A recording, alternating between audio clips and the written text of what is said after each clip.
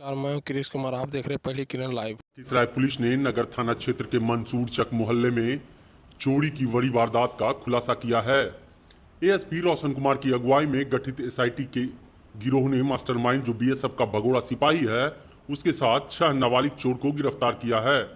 Police ने इन सभी के पास से चोरी किए गए रुपए, आभूषण, इन्वर्टर, बैटरी, टीवी एवं वारदात में इस्तेमाल किए गए ई रिक्शा को भी बरामद किया है। एएसपी रोशन कुमार ने बताया कि नगर थाना क्षेत्र के वार्ड नंबर 9 निवासी इस्मतुल्लाह के घर बीते 16 सितंबर से 19 सितंबर के बीच चोरों ने चोरी की वारदात को अंजाम देते हुए घर में रखे नगद रुपए, जेवरात, बैटरी, इन्वर्टर, टीवी समेत कई अन्य सामान की चोरी कर ली थी। बीते 21 सितंबर को जब इस्मतुल्लाह अपने घर पहुंचे तो उन्होंने देखा कि उनके घर में चोरों ने चोरी की वारदात को अंजाम दिया है। इधर एएसपी रोशन कुमार की अगुवाई वाली एसआईटी ने इस चोरी कांड के खुलासे में सबसे पहले एक नाबालिग चोर को गिरफ्तार किया, जिसके बाद चोरी कांड का मास्टरमाइंड बीएसएफ का भगोड़ा सिपाही नीरज कुमार को गिरफ्तार किया। फिर पूछताछ के बाद एक कुल 5 नाबालिग चोर को गिरफ्तार किया गया। सभी गिरफ्तार चोरों की निशानदेही पर चोरी किए गए सामान की बरामदगी हुई। एएसपी रोशन कुमार ने बताया कि इस चोरी की वारदात में शामिल कुल 14 लोगों को चिन्हित कर लिया गया है। जल्द ही बाकी आरोपियों को गिरफ्तार कर लिया जाएगा। मंसूर चक के रहने वाले मोहम्मद इस्मतुल्लाह राई, ये इनके घर में दिनांक 16 से 19 के बीच में, जब ये अपने घर पे नहीं थे, इनके घर में चोरी की घटना हुई, जिसके बारे में इन्होंने 21 सितंबर को प्राथमिकी दर्ज कराई, कांड संख्या 734 लखीसराय थाना। उसके बाद घटना इस तरह की कई शिकायत पहले भी आ रही थी। पुलिस अधीक्षक महोदय के निर्देशानुसार एक टीम बनाई गई, जिसके द्वारा संदेह के आधार पर 4 नाबालिग लड़कों को पूछताछ के लिए लाया गया। पूछताछ के बाद उनके द्वारा बताया गया कि एक नीरज कुमार है, जो ग्राम धीरा डाढ़ बढ़िया का रहने वाला है, जो बीएसएफ का भगोड़ा है और उसका पूर्व में आपराधिक इतिहास भी रहा है। तो उसके द्वारा इनको चोरी के लिए इस्तेमाल किया जाता था, नाबालिग बच्चों को, और चोरी के उपरांत जो वो सामान चोरी करके लाते थे उसको अलग अलग लोगों को देकर बेचा जाता था। जैसे इसका काम था कि ये में जो सामान है, ये कुछ सामान ये बेचता था और अपने पास भी रखता था, और कुछ सामान बाकी अन्य सदस्यों को देता था। कुल मिला के अभी तक इसमें 6 नाबालिग लड़के पहचान में और उनको ये लाया गया पूछताछ के लिए, जिनका इस्तेमाल करके चोरी करवाता है। चारों नाबालिग बच्चे के बताने पर जब नीरज कुमार के घर में तलाशी ली गई तो इसके घर से 2 बैटरी और इन्वर्टर जो उसने चोरी किया गया था वो बरामद हुआ। फिर उसके द्वारा बताया गया कि एक और लड़का इसके साथ है, जिसका नाम अभी अनुसंधान की वजह से नहीं बताया जा रहा है। उसके द्वारा इस घटना में जो सोना चोरी किया गया था उसको बेचा गया। उसके घर पे छापेमारी करने पर पैसे, जो सोने को चोरी बेचकर पैसा उसके द्वारा इकट्ठा किया गया था, वो पैसे बरामद हुए 3 लाख रुपये। और जो एक और लड़का था, उसका भी नाम, वो भी नाबालिग है, इसलिए उसका नाम नहीं ये बताया जा रहा है, उसके घर से चोरी किया हुआ जेवर जो बिक नहीं पाया था वो बरामद हुआ।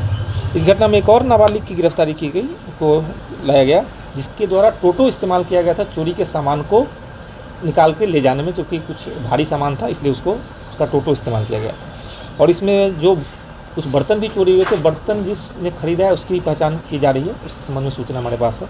और जिसके द्वारा सोना खरीदा गया है उसकी भी पहचान की जा रही है।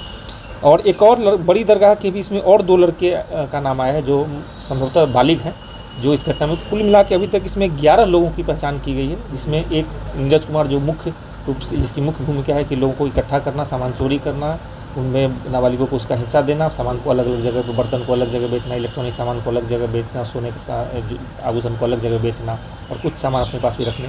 तो ये सारा कुछ इसमें बरामद किया गया। संपत्ति मूलक अपराध का डिटेक्शन या उसका उद्भेदन बहुत ही एक जटिल प्रक्रिया होती है। इसमें थानाध्यक्ष राजीव कुमार, रंजन कुमार, राजकुमार और जंग बहादुर राय, राम नरेश सिंह, विजय यादव और डीआईयू के शशिभूषण, हवलदार श्रीकांत और वीररक्षक बल, इनके द्वारा काफ़ी मेहनत करके इस पूरे गिरोह का उद्भेदन किया गया है और इनके पास से सामान भी बरामद किया गया, जिससे इस कांड को सही तरीके से अनुसंधान करके आगे की घटनाओं पे इससे उम्मीद है कि काफ़ी रोक लगे, क्योंकि आने वाला पर्व त्यौहार का माहौल है, उस समय इस तरह की चोरी की घटनाएं ज़्यादा प्रतिवेदित होती हैं, क्योंकि लोग कई बार घर बंद करके घूमने फिरने जाते हैं। तो इससे संभवतः हमको उम्मीद है वैसी घटनाओं पर लगाम। पूछताछ में कुछ पता लग पाया सर कि पहले भी जो कुछ चोरियां हुई है नगर थाना क्षेत्र में, तो उसमें भी इन लोगों की संलिप्तता इनसे है? पूछताछ किया जा रहा है, क्योंकि पहले आपको बताया कि इसमें और अभी 3 लोग हैं जिनको इनकी गिरफ्तारी शेष है, पहचान हो गई है, लेकिन गिरफ्तारी शेष, तो उनसे पूछताछ करने के बाद और भी इसमें सूचना आने की संभावना है कि घटना को अंजाम कैसे देते थे सर? पहले रेकी करते थे घर की, कहाँ से जानकारी? ये स्थानीय ये लोग हैं, कहीं बाहर के नहीं हैं, तो ये टारगेट करके पूरा गिरोह तरह का संगठित तरीके से काम कर रहे हैं कि पहले रेकी पता करना कि कौन सा घर में कोई तालाबंद, क्योंकि इसमें बड़ी दरगाह के ही लड़कों की भूमिका सामने आ रही है। तो वैसे जो नाबालिग बच्चे जो घर से थोड़ा सा भटक गए हैं उनका इस्तेमाल करके पूरा जो मास्टरमाइंड है सर वो BSF का भगोड़ा सिपाही, इसका पूर्व में भी आपराधिक इतिहास है, बड़ैया थाने में भी इसके ऊपर कांड दर्ज है, उसका सत्यापन किया जा रहा है, उसके आधार पर इसके कितने लोगों की गिरफ्तारी लगी? अभी तक 11 लोगों की पहचान की गई है, जिसमें 7 लोगों को गिरफ्तार किया जा चुका है, जिसमें 6 नाबालिग हैं, एक नीरज कुमार मास्टरमाइंड जो BSF का 3 लाख रुपया वो जो गहना बेच के इन्होंने जमा किया था वो पैसा बरामद हुआ है। ये कहाँ बेचा गया है उस संबंध में भी हम लोग जानकारी इकट्ठा कर रहे हैं। रुपया किसके पास से बरामद हुआ?